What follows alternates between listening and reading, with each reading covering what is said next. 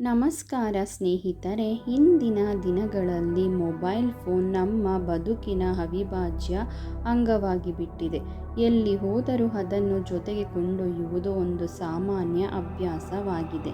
ಆದರೆ ಶೌಚಾಲಯಕ್ಕೂ ಮೊಬೈಲ್ ಕೊಂಡೊಯ್ಯುವ ಈ ಕೆಟ್ಟ ಅಭ್ಯಾಸ ನಮ್ಮ ಆರೋಗ್ಯಕ್ಕೆ ಹಾನಿಕಾರಕ. ಶೌಚಾಲಯವು ಅತಿ ಹೆಚ್ಚು ಸೂಕ್ಷ್ಮಜೀವಿಗಳು ಮತ್ತು ಬ್ಯಾಕ್ಟೀರಿಯಾಗಳು ಇರುವ ಸ್ಥಳ.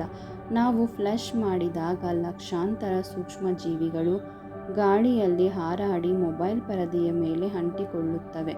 ಕೈ ತೊಳೆದರೂ ಮೊಬೈಲ್ ಫೋನನ್ನು ಸ್ವಚ್ಛಗೊಳಿಸಲು ಸಾಧ್ಯವಿಲ್ಲ. ನಾವು ಮೊಬೈಲನ್ನು ಮತ್ತೆ ಸ್ಪರ್ಶಿಸಿದಾಗ ಆ ಸೂಕ್ಷ್ಮಜೀವಿಗಳು ನಮ್ಮ ಬಾಯಿಯ ಮೂಲಕ ದೇಹವನ್ನು ಸೇರಿ ಸೋಂಕಿಗೆ ಕಾರಣವಾಗಬಹುದು.